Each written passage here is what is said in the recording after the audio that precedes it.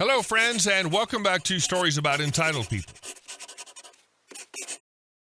Today's story is about what happens when a sibling mistakes your success for their free ride. But before we begin, best way to support our channel is to leave comments, like, and subscribe at the turned-on bell so you don't miss the new video every single day. Here we go.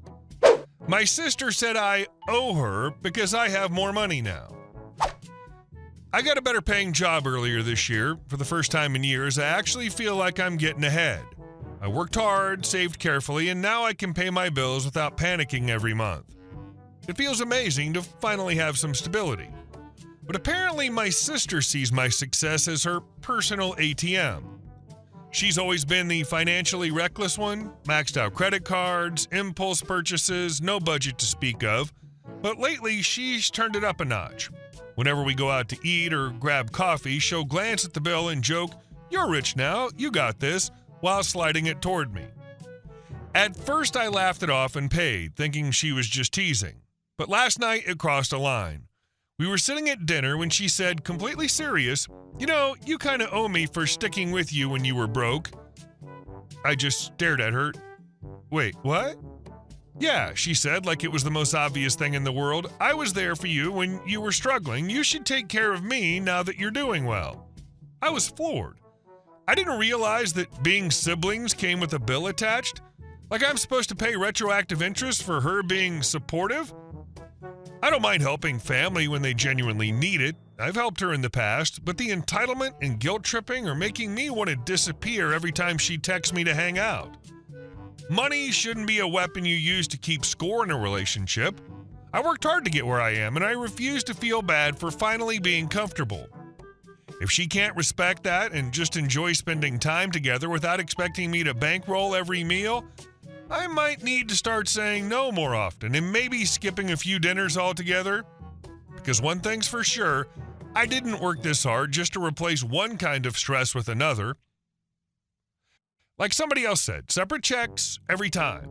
Tell your sister if she feels like you owe her, you'll sit down with her and tell her exactly all the steps you took to get a better paying job and make sure your bills were paid.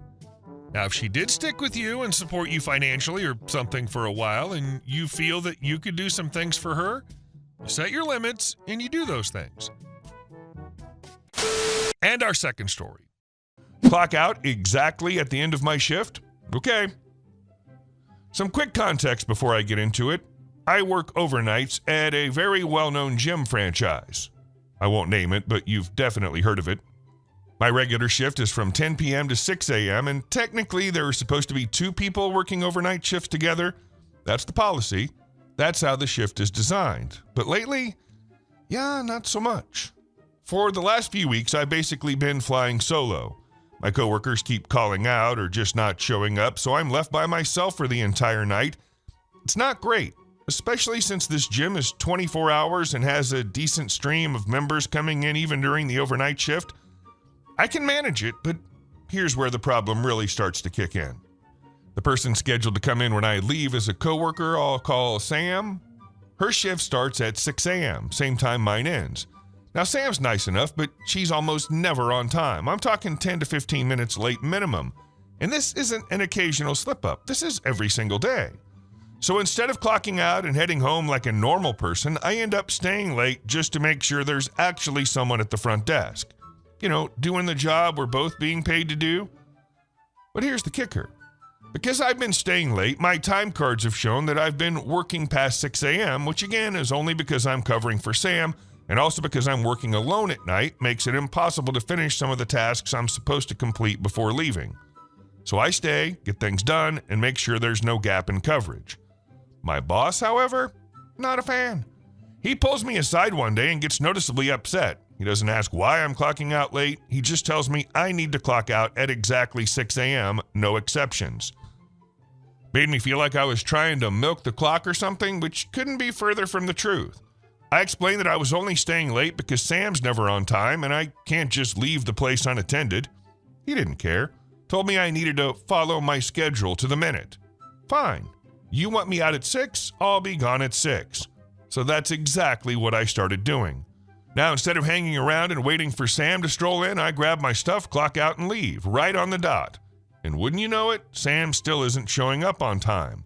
That means there's nobody at the front desk, and members start showing up confused and irritated that the place is unlocked but totally unstaffed.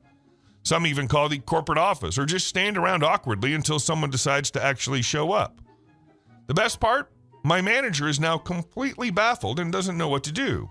He told me to clock out at 6, and that's what I'm doing. He assumed I'd stick around off the clock to keep things running smoothly, that I'd just keep covering for everyone else while giving up my own time for free? Absolutely not. If someone's not on time, that's not my responsibility. If your staff is calling out constantly and no one's stepping up to help, maybe it's time to look at your hiring practices or start holding people accountable. But don't expect me to cover the cracks while getting scolded for doing so. And no, before you ask, I don't even have keys. I can't lock up or shut anything down. Once I walk out that door, I'm just another person on the sidewalk. So for now, the gym stays unattended until someone else shows up. My boss can't fire me, and he won't write me up because technically I'm doing exactly what he told me to do. I'm no longer taking the fall for Sam being late or for my coworkers calling out.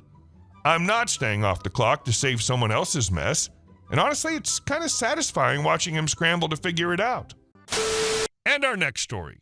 Cousin thought my driveway was a parking garage. So here's what happened. My cousin, who I don't have much of a relationship with, decided to park his car on my driveway without asking me. Why? Because he didn't want to pay for airport parking. That's it. He left town from the local airport, and instead of shelling out a few bucks a day for long-term parking like a normal person, he figured my house was a convenient, free lot. Now let me explain. I live on a residential street that requires a parking permit.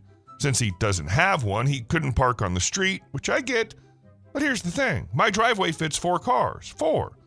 So he had options. But no, instead of parking on the far side where he'd be out of the way, he backed his car in directly behind my work truck, the one I need to drive every single day. He didn't even give me a heads up. I literally woke up, went to head out for work, and boom, his car's parked right behind mine like it's supposed to be there.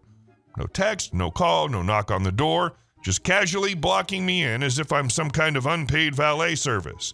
So I text him, thinking maybe he's nearby and can come move it. Me, hey, can you move your car? You're blocking my truck. His response, I'm in Texas, bro. Won't be back for a week. A week? This man flew out of town, took his keys with him, and didn't even think twice about the fact that he was screwing up my ability to go to work. And this isn't some little compact car that I could just squeeze past. I drive a 2500 Denali, big rig. On top of that, I've got a classic car in my garage that I'm not about to risk damaging by trying to maneuver around some idiot's parked sedan. There was no way out without moving his car, and again, no keys. To make matters worse, our relationship isn't even that close. We're cousins in the loosest sense.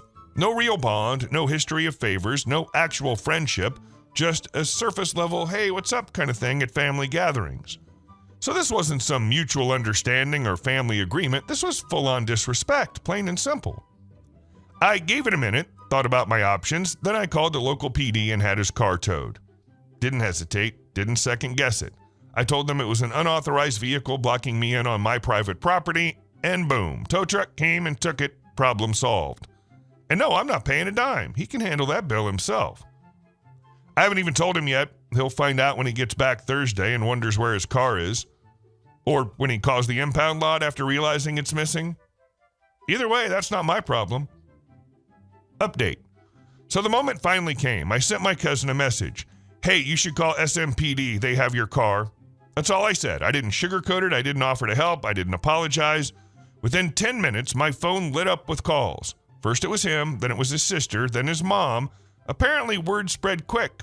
I didn't answer any of them. I just turned off my phone and went about my day. I haven't been home since, and I haven't heard anything from him directly since I dropped that text. Maybe he got it back. Maybe he's still trying to figure it out. Either way, I'm done with it. If and when I cross paths with him again, I'm sure he'll have something to say, and I'll be ready with a simple response. Next time, ask. Because the bottom line is this. If you're going to treat my property like it's your personal airport parking lot, don't be surprised when your car disappears. Actions have consequences, even for family, especially when they don't act like it. Seriously, he has no comeback.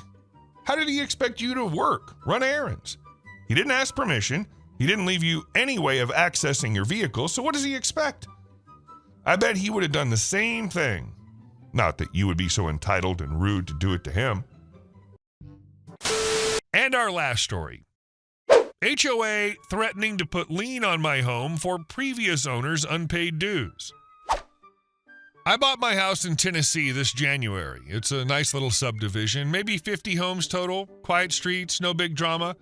The HOA exists, but it's tiny. $100 a year, covers some landscaping at the entrance and the occasional newsletter.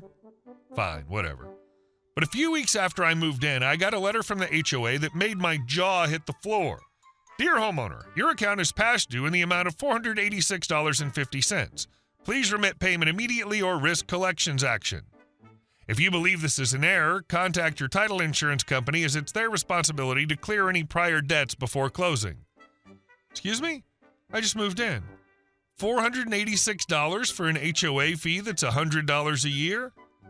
I called the number on the letter and a chipper HOA rep named Linda answered.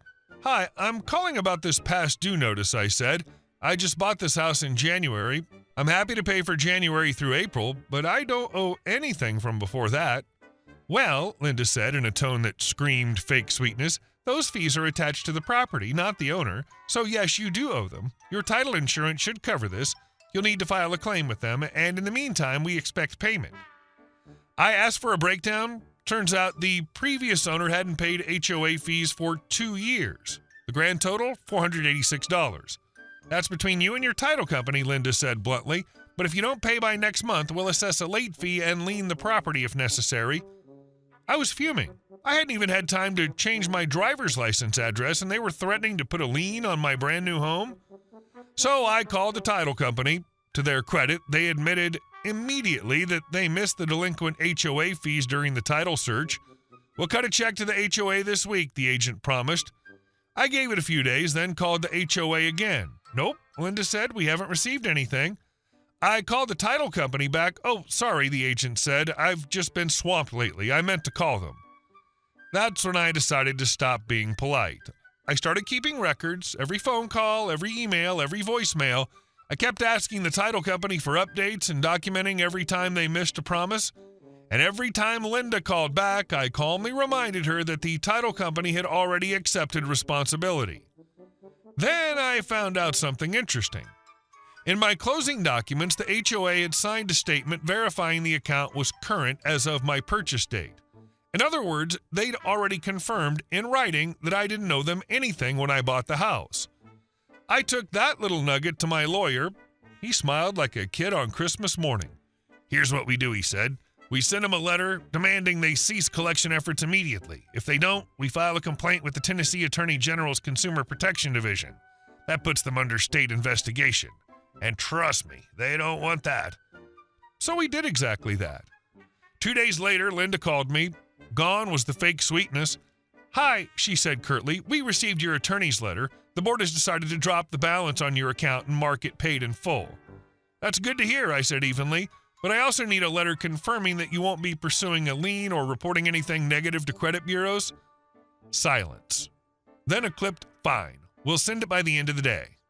But it didn't end there. See, part of my lawyer's letter also mentioned the HOA's false verification at closing.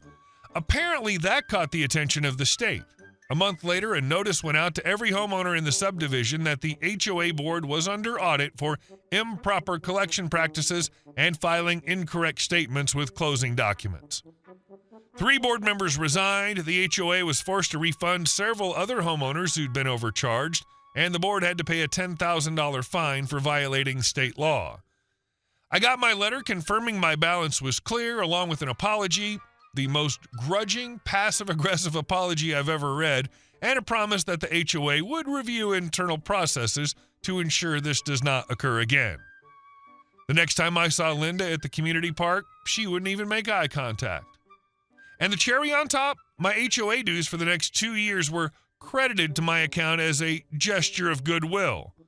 Translation, they paid me back with free HOA membership just to make me shut up. Now when neighbors complain about the board, I just smile and say, oh, they know better than to mess with me.